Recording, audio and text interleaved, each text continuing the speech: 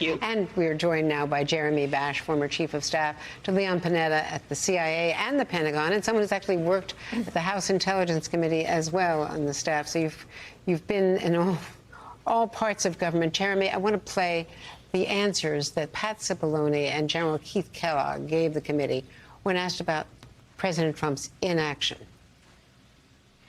Are you aware of any phone call by the President of the United States to the Secretary of Defense that day? Not that I'm aware of, no.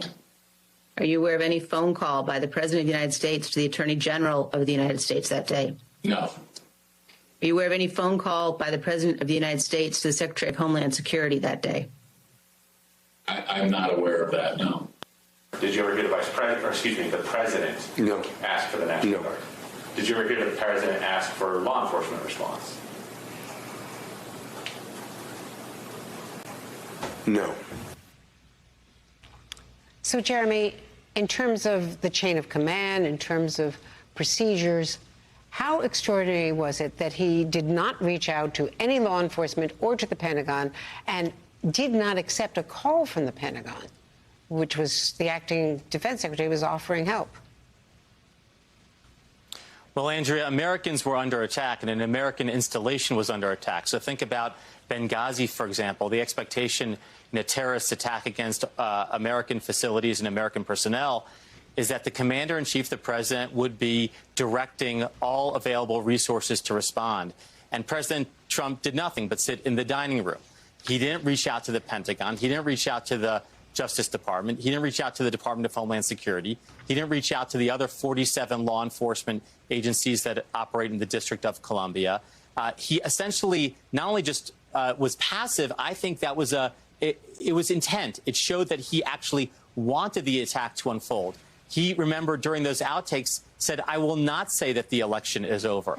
He resisted any calls by his staff, by his family, by his advisors to call off the armed attack. And so the fact that he didn't reach out to the Pentagon, I think, is further evidence, as if any more were needed, that President Trump wanted that attack to unfold on January 6th and that he was pleased with that outcome as he watched it on TV unfold.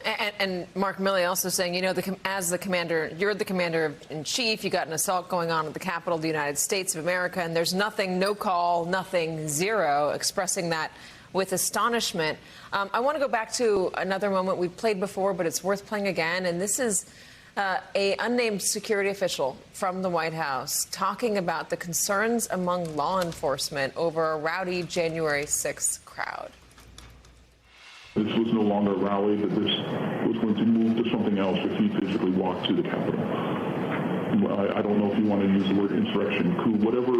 We all knew that this would move from a normal democratic, public event into something else. What was driving that sentiment, considering this part of it, the actual breach of the Capitol, hadn't happened yet? Why were we alarmed? Right. The president wanted to lead tens of thousands of people to the Capitol. I think that was enough grounds for us to be alarmed. So they were alarmed beforehand, Jeremy?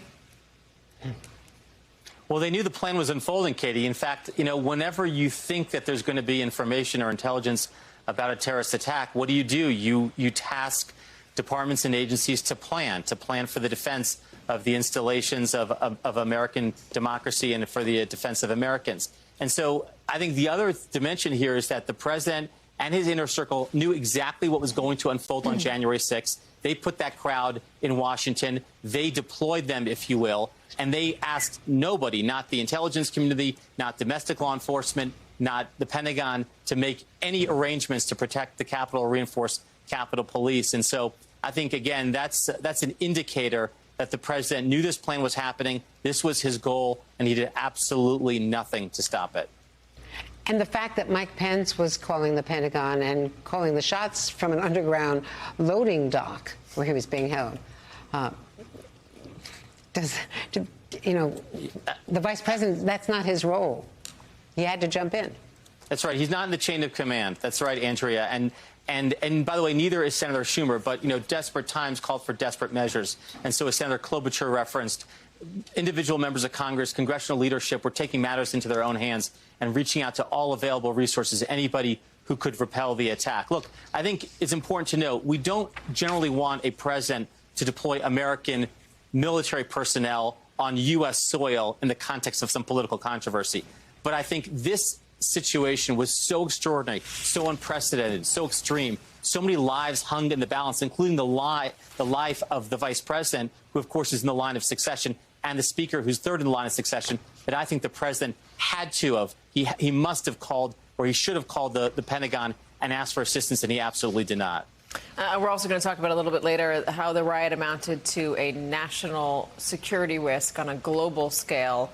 Jeremy Bash, thank you very much for joining us for now. We appreciate it.